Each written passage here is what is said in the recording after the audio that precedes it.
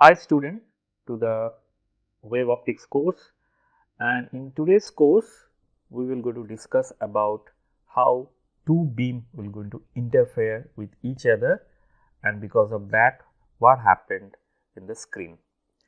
So today we have lecture number 16.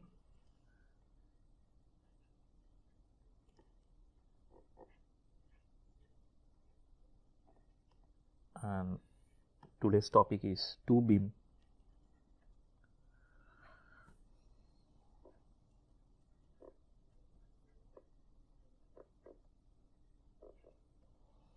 interference.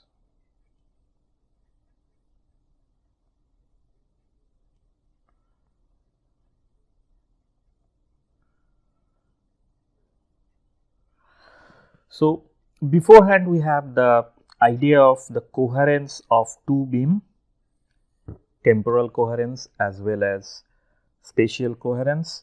So we are going to use this concept here as well to understand what happened.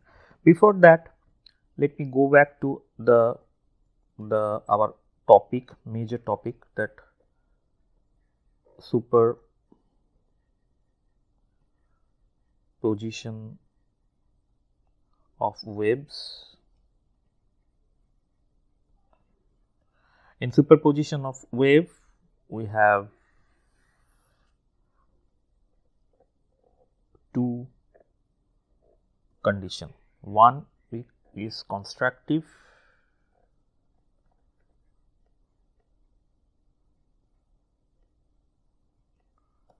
interference,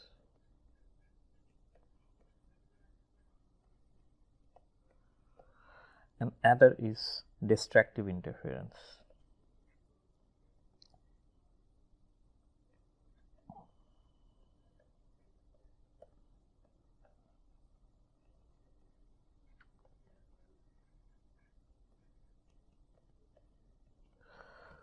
Okay, so in constructive and destructive interference, what happened? Alternative bright and dark fringes will generate.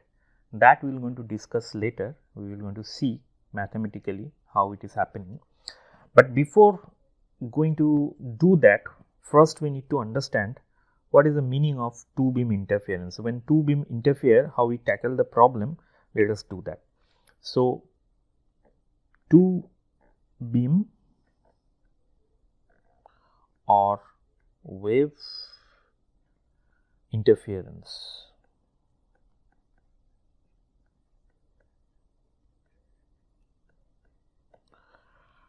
Okay, so let us consider two sources S1 and S2 emitting light as an wave, and they superimpose or interfere at some point P.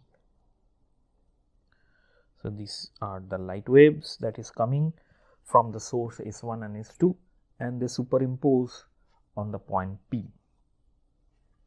So if I want to write down the electric field of this propagating wave that is coming out from the source S1 and S2 as E1 and E2, it has to be like this. E1 vector is equal to, okay, it is a function of, so let me write down in a complete manner.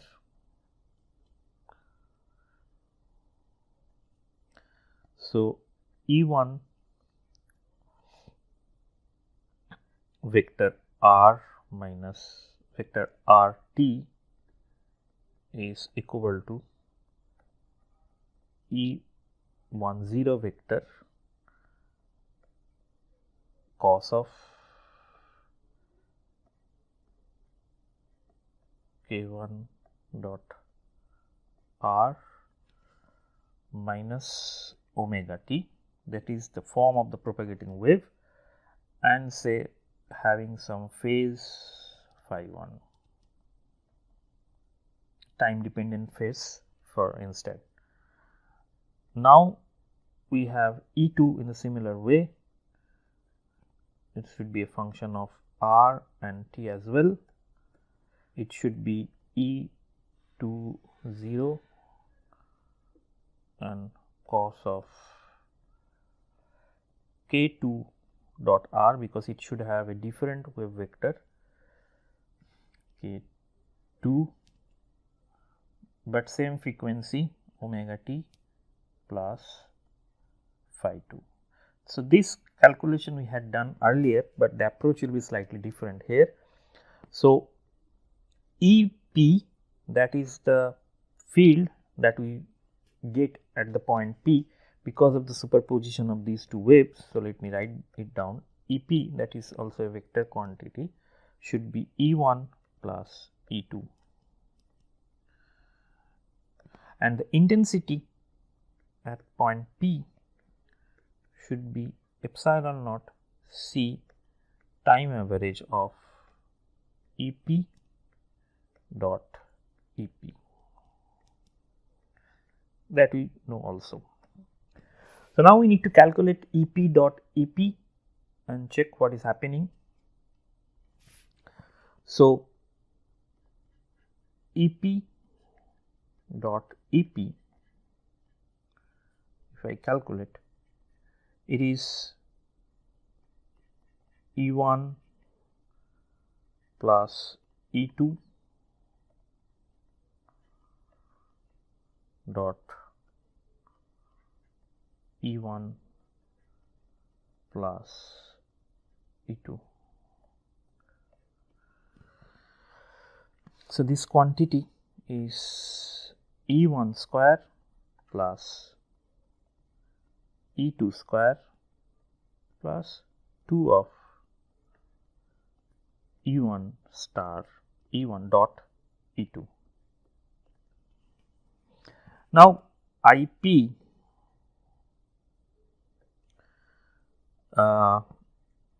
is this quantity, it is epsilon naught C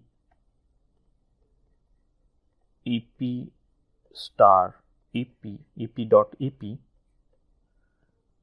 time average. So, it should be essentially epsilon naught C and then E1 square time average plus epsilon naught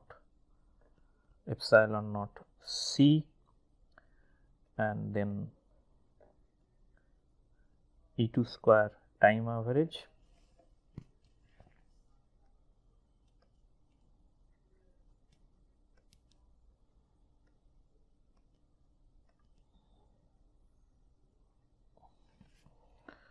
plus 2 of epsilon naught C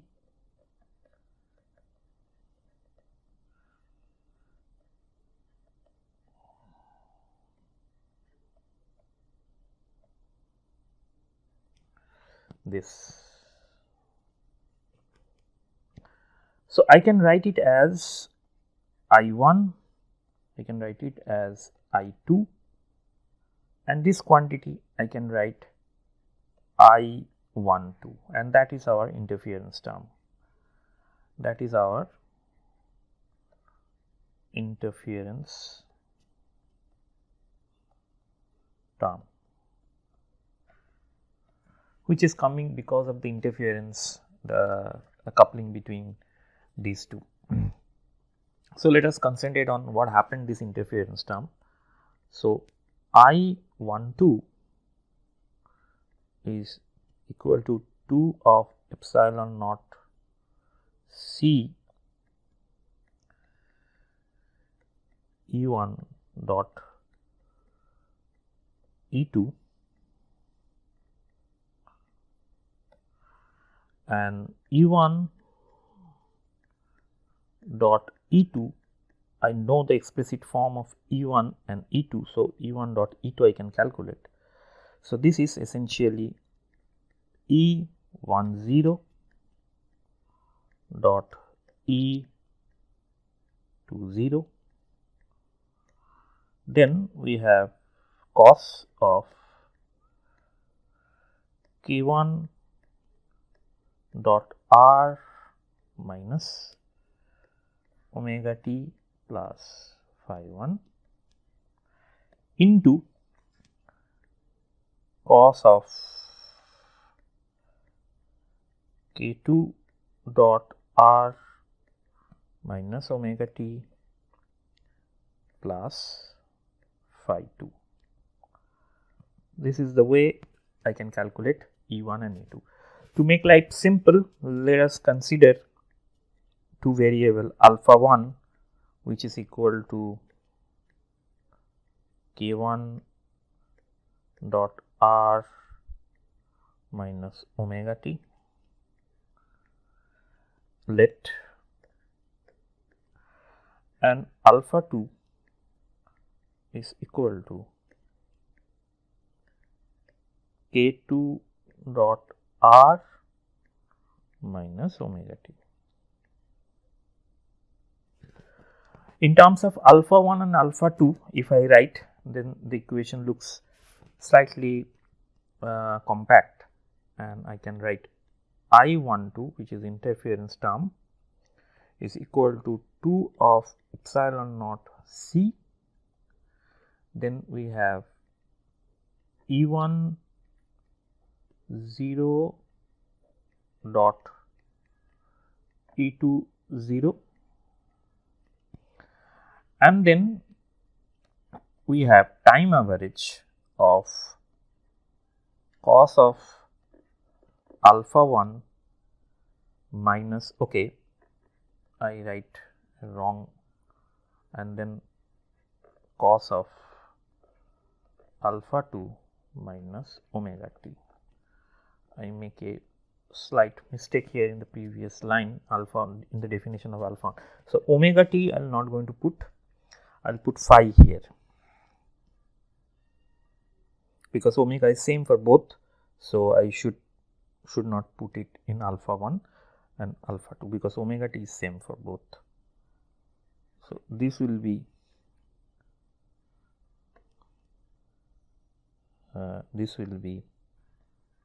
phi 1 and this will be phi 2.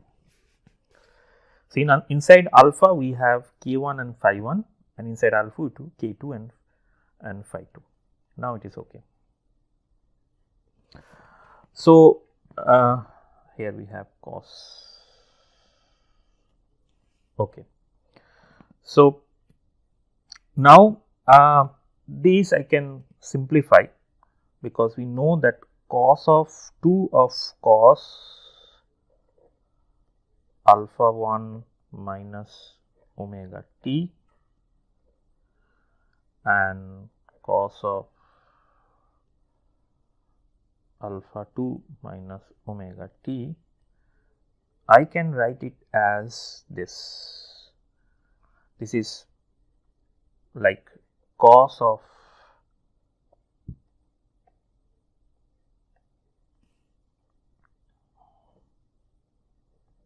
alpha 1 plus alpha 2 minus 2 omega t plus cos of alpha 2 minus alpha 1. I can separate this term cos of alpha 1 minus omega t multiplied by cos of alpha 2 minus omega t by using this trigonometric identity. So, then my E1 dot E2 term, that was the heart of the interference term, is essentially E1 0, E2 0, and then these two terms.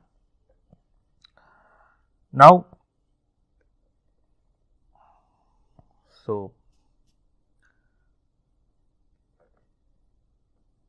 it is cos of alpha 1 plus alpha 2 minus 2 omega t, then plus of average cos.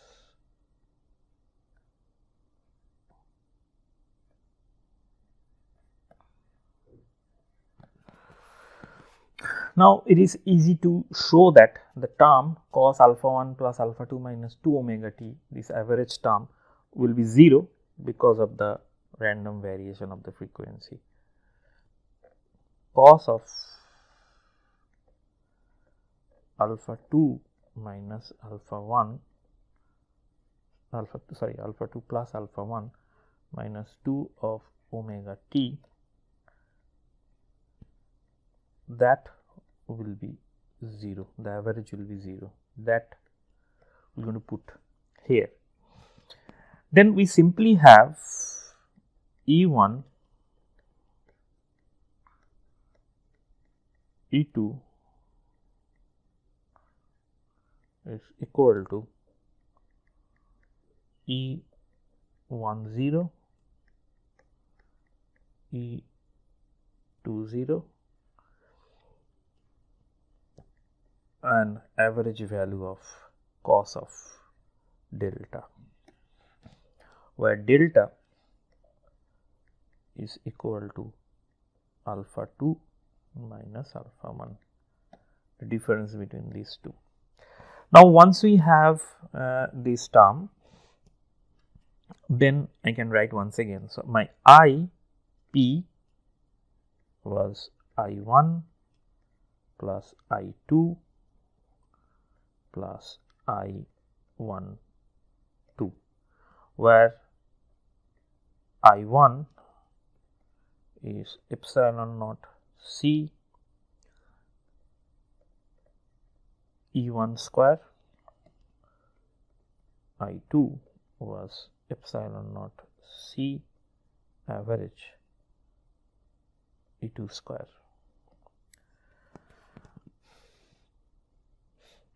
And this value E in general J square is E J0 square, where J is 1 or 2, then cos a square alpha j minus omega t, an average of that. So, that value is simply half. So, we can have half of E J0 square, E J0 square. Now, if also these two are parallel, E10 is parallel to E20, that means they are having the same polarization, then what happened? This dot product will simply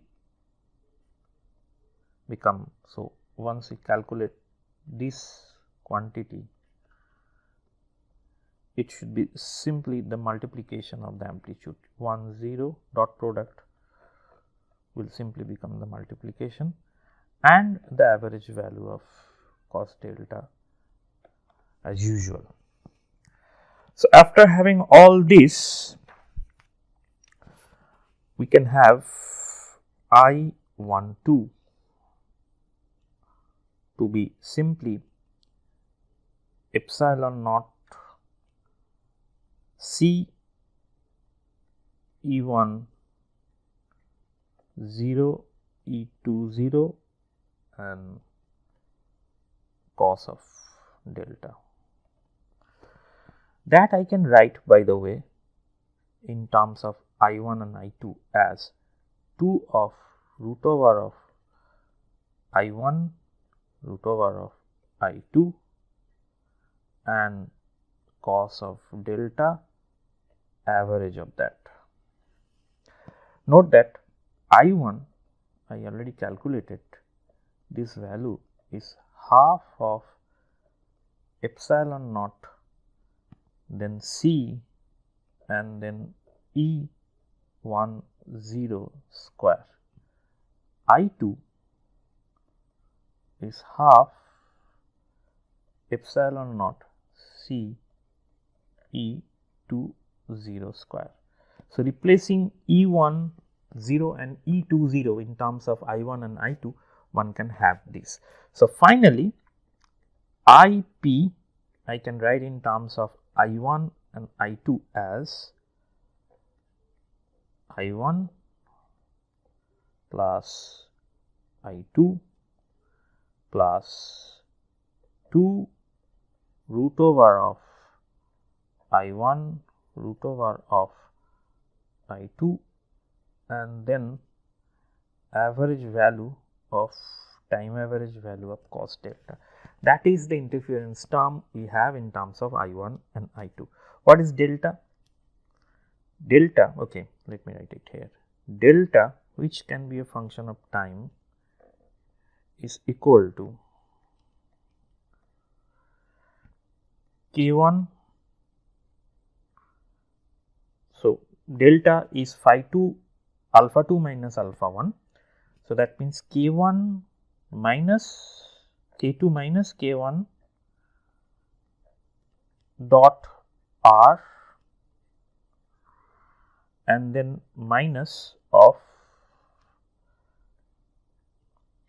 phi 2 if it is a time dependent phase minus phi 1 T this quantity. Now, it is obvious that if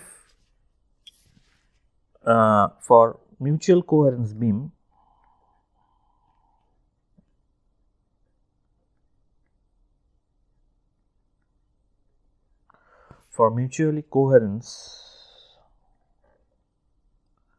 mutually coherent beam,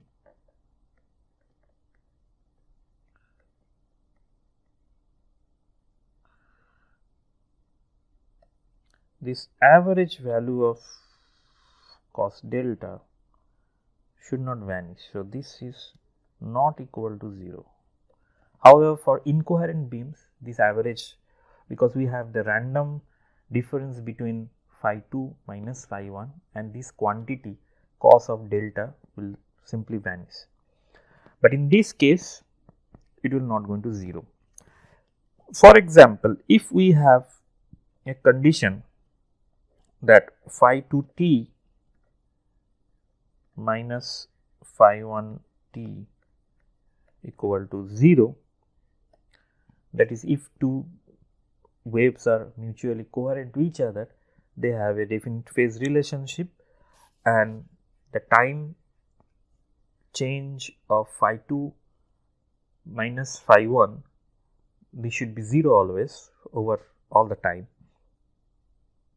And if the beam is traveling for the equal length, equal distance, then that always be the case for purely coherent beams. Then what happened? I, the intensity, will be I1 plus I2 plus 2 of root over of I1 root over of I2 cos of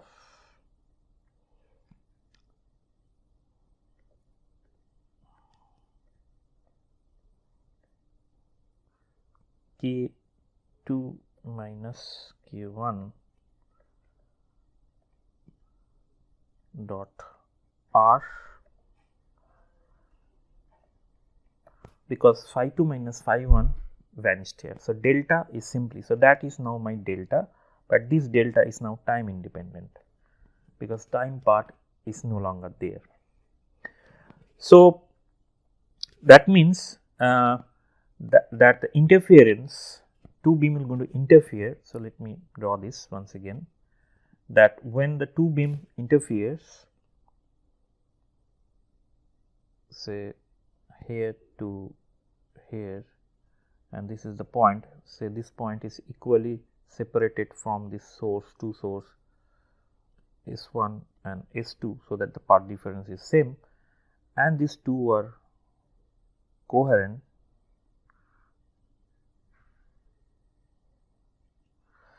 then it is P, then the IP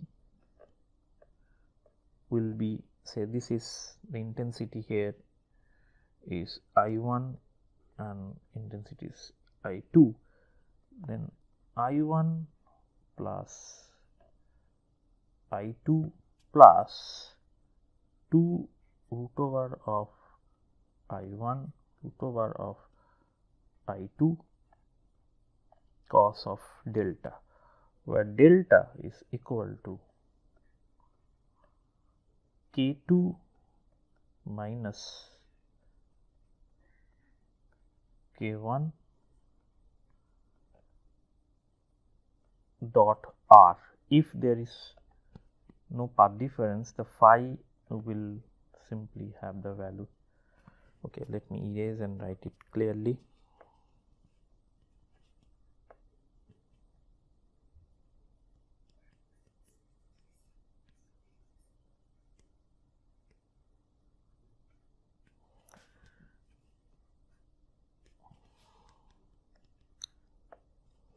So, delta will be K2 minus K1 dot R. This will be my delta. So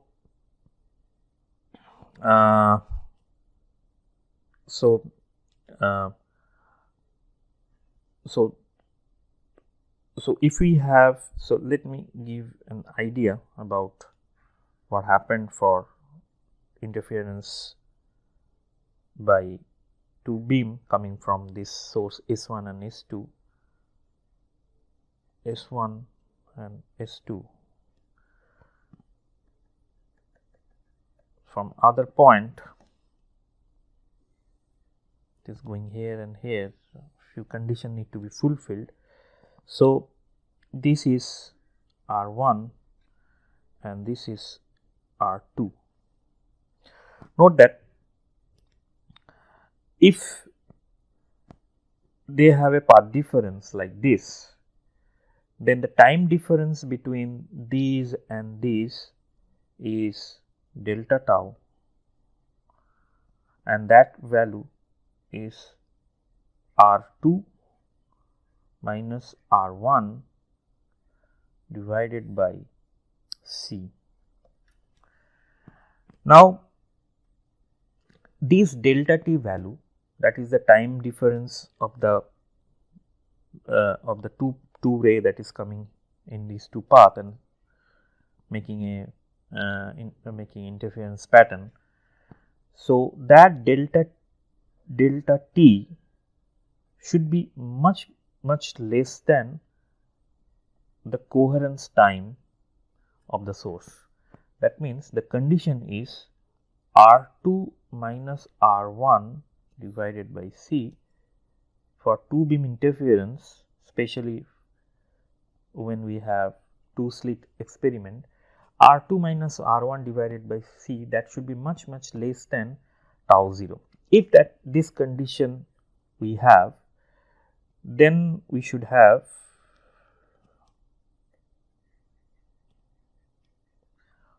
get rather a proper interference pattern.